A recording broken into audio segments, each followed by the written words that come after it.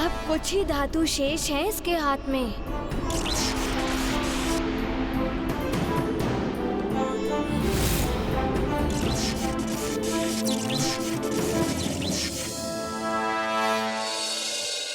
अच्छा, तो ये मेरे धातु के समाप्त होने की प्रतीक्षा में हैं।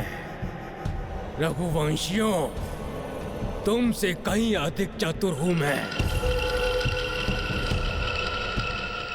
वार करना बंद कर दिया इसने, अर्थात धातु समाप्त। अब एक ही छलांग लगाकर समाप्त कर दूंगा इस दुष्ट को मैं।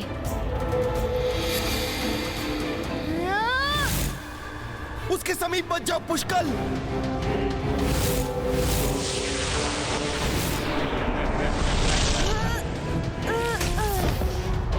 पुष्कल!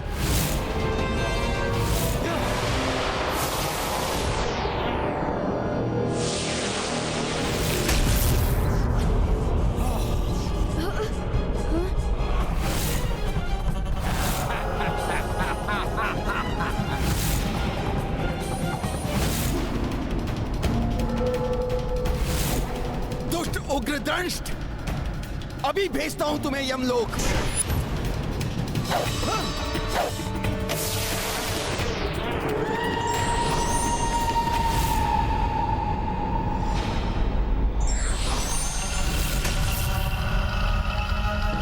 काकाश्री, आपके पीछे है वो।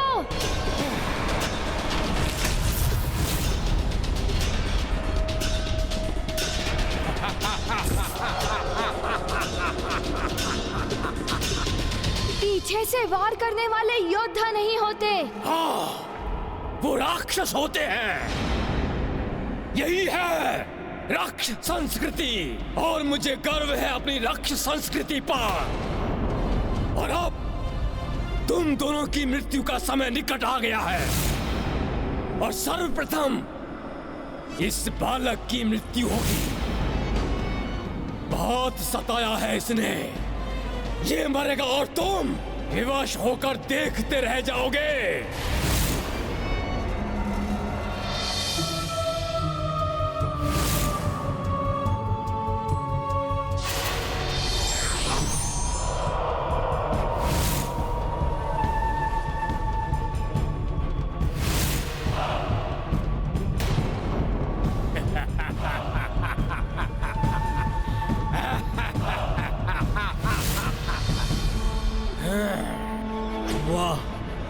वहां विद्युन्माली हनुमान और अश्व को सदा के लिए अमाकट लोक में लुप्त कर देगा,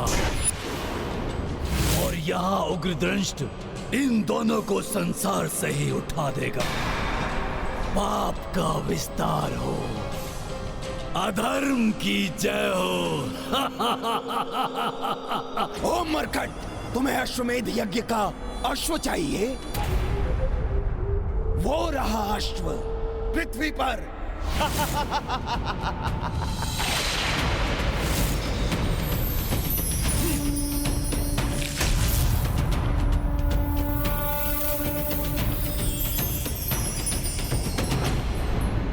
अधिक प्रसन्न होने की आवश्यकता नहीं है मरकट, क्योंकि अब मैं इस अमाकट लोक को घुमाऊंगा, और तब इस लोक में जो कुछ भी है वो सब तुम पर गिरना आरंभ हो जाएगा, और इसी के मध्य तुम और तुम्हारा ये अश्व पिसकर लुप्त हो जाओगे। लुप्त!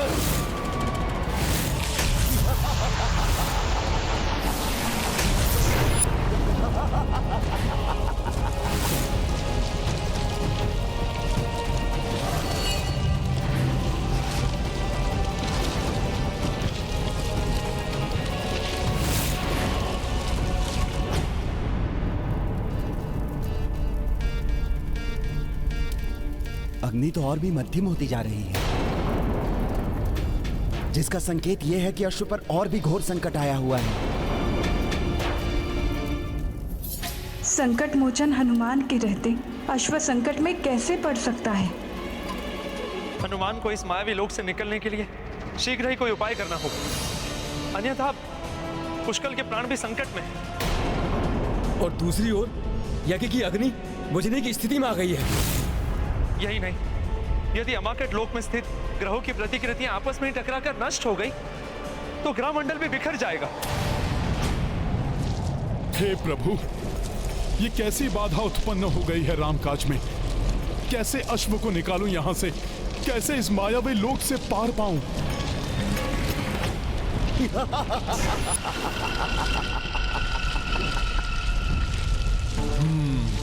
कहते हैं कि अनुभवों से ही मनुष्य सीखता है। पूर्व काल के अनुभव भविष्य के जीवन को सुगम्य बनाते हैं।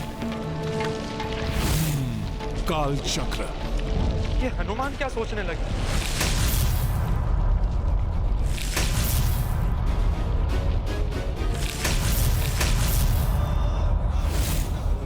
अब ये वानर क्या कर रहा है?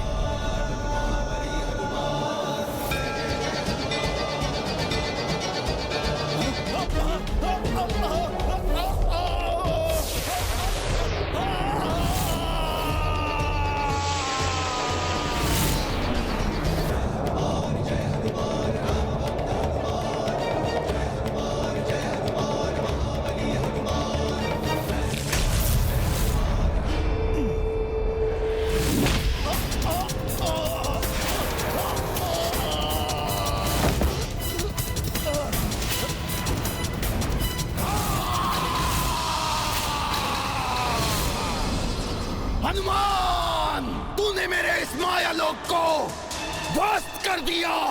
मैं तुझे जीवित नहीं छोड़ूंगा, नहीं छोड़ूंगा तुझे जीवित। और तेरे उस राम का अश्वमेध यज्ञ कदाचित पूर्ण नहीं होगा, कदाचित नहीं। अच्छा,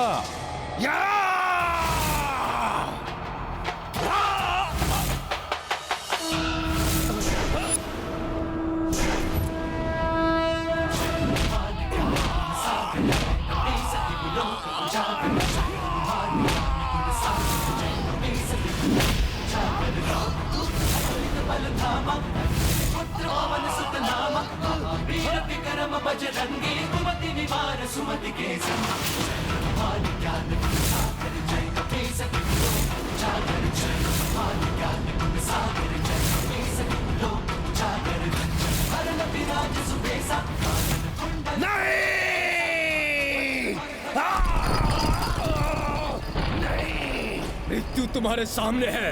मृत्यु को देखकर तुम्हें भयभीत होना चाहिए बालक। मृत्यु से भय कैसा? मृत्यु तो वीरों की ग्रीवा का आभूषण होता है। बड़े ऊंचे बोल बोल रहे हो बालक। तुम्हें क्या लगता है तुम्हें कोई बचाने आएगा?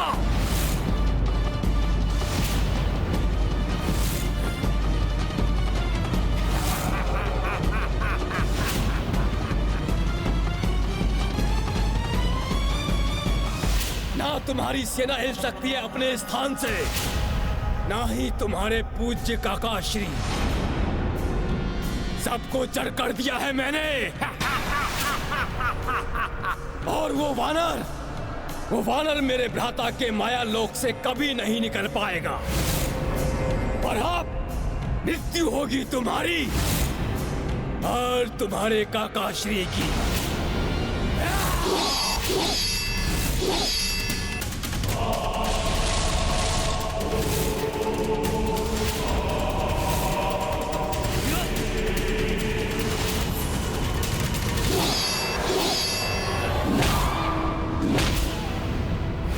छोड़ वानर।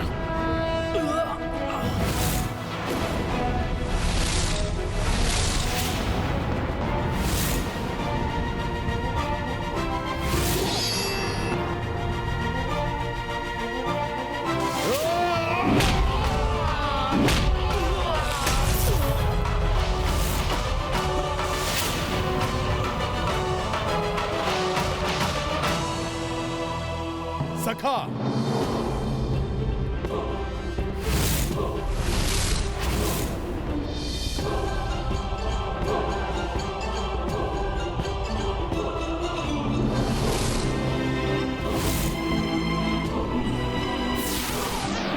वज्र ही वज्र को काटता है उग्र दंष्ट। रामकाज को ना तो तुम विफल कर सकते हो और ना ही तुम्हारा वो भ्राता विद्युन्माली, जो अब तक यमलोक पहुंच चुका होगा।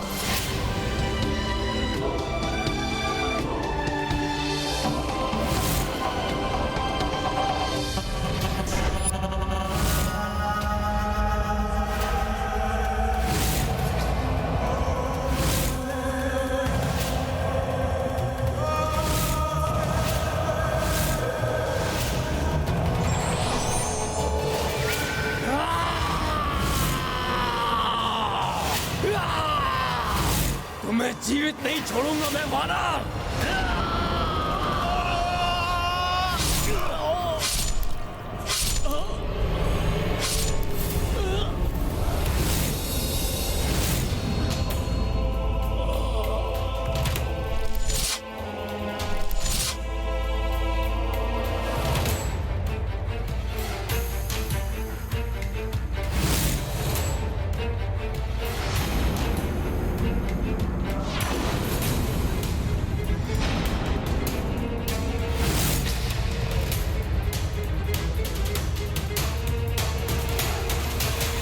नहीं, विद्युन्माली को कुछ नहीं हो सकता। विद्युन्माली के पास वो शक्ति है जो संसार में किसी के पास नहीं है। वो सहज ही मृत्यु को प्राप्त नहीं हो सकता। नहीं,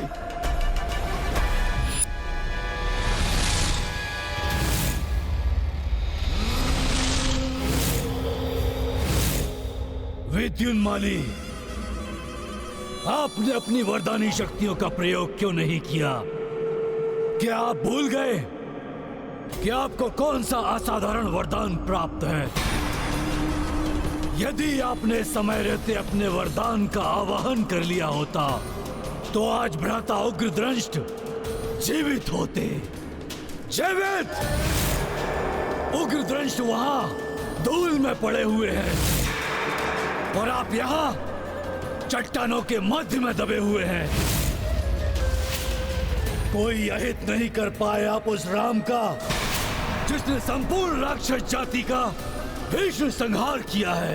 अरे अब तो कीजिए आप अपनी महावरदानी शक्ति का आवाहन।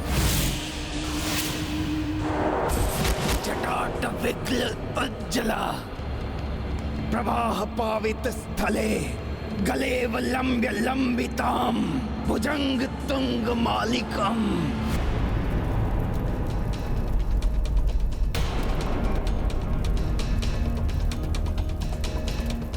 यज्ञ की अग्नि तीव्र होते होते पुनः मंद क्यों पड़ने लगी?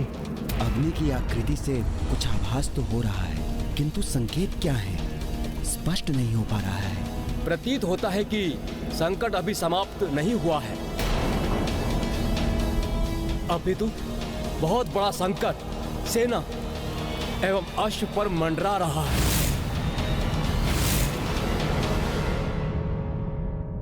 आप सत्य में ही संकट मोचन है हनुमान जी। यदि आज आप ना होते तो हमारा संकट कौन हरता? अब मुझे ज्ञात हुआ है हनुमान जी, आपके होते हुए भी मुझे अश्व की रक्षा करने के लिए क्यों चुना गया? ऋषिवर च्यवन एवं तात श्री महाराज राम मुझे आपके माध्यम से युद्ध एवं संयम की सीख देना चाहते थे। प्रभु की लीला प्रभु ही जाने। मैंने तो मात्र अपना कर्तव्य ही निभाया है। यही तो मैं चाहता था भ्राता विद्युन्माली कि आप शिव त्रिशूल मंत्र से महादेव के त्रिशूल का आवाहन करें। ओम नमः शिवाय। आज्ञा त्रिशूलम देवाय। हे देवाधिदेव महादेव, आपने जो मुझे वरदान दिया था उसका उपयोग मैं इस समय करना चाहता हूँ। यही महादेव मुझे अपना त्रिशूल प्रदान करें। आज्ञा त्रिशूलम अशंभो।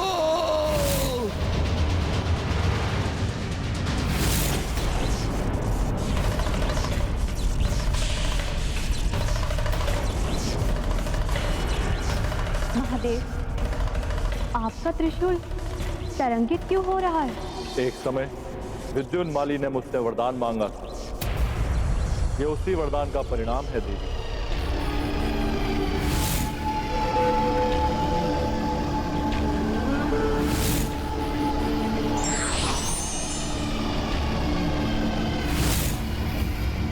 विद्युन्माली,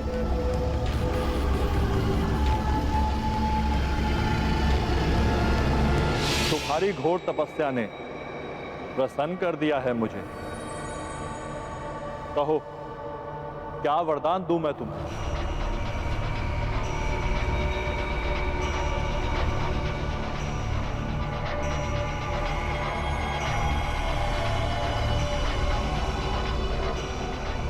प्रणाम प्रभु, प्रणाम।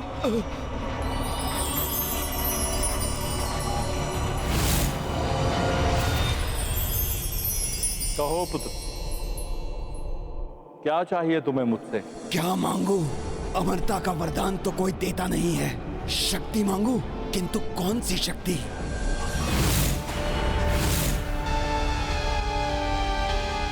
ये त्रिशूल, हाँ, सुना है इसमें तीनों लोकों की शक्ति समाई है।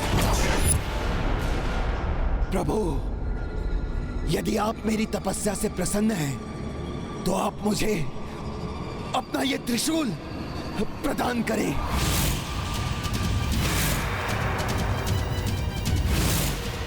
क्या हुआ प्रभु? आपके दर्शन पाने के लिए मैंने अपने प्राणों की भी चिंता नहीं की। ऐसे भक्त को क्या एक छोटा सा वरदान भी प्राप्त नहीं हो सकता? भगवान भक्त को कभी निराश नहीं करता। मैं तुम्हें मेरा त्रिशूल प्रदान करता हूं, परंतु क्या प्रभु? तुम इस त्रिशूल का जीवन में मात्र एक बार ही प्रयोग कर पाओगे। अतः जब भी इसका उपयोग करना हो तो पूर्णतः सोच विचार करके ही इसका आवाहन करना। मेरे लिए इतना ही पर्याप्त है प्रभु। जय शिव शंभू। ये तो अनर्थ हो जाएगा स्वामी। विद्युन्माली इस त्रिशूल का प्रयोग हनुमान एवं रघुवंशियों के विरुद्ध ही करेगा। वरदान प्राप्त हुआ है विद्युन्माली को, इसे रोका नहीं जा सकता। स्वामी, ये दिव्य त्रिशूल अपने धारण करने वाले को असीमित शक्ति प्रदान कर देता है। महाविनाश मचा सकता है विद्युन्माली से। किंतु वरदान और श्राप अवश्य फलित होता है देवी। शंभो!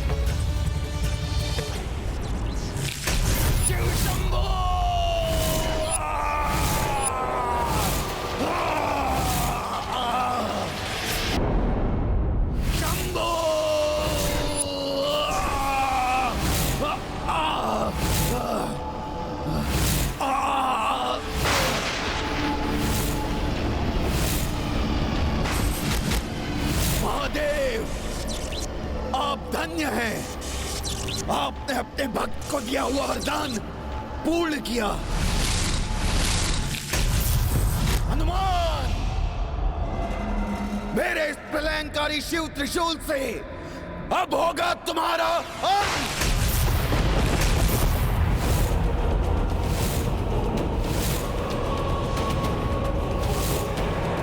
हनुमान, मेरे इस प्रलयंकारी शिव त्रिशूल से अब ना तो तुम बचोगे और ना ही तुम्हारे राम की सेना। शंभो!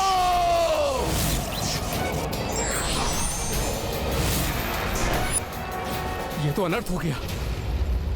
इस त्रिशूल की शक्ति का सामना तो संसार में कोई नहीं कर सकता, हम देवता भी नहीं। ना जाने क्या होने वाला है।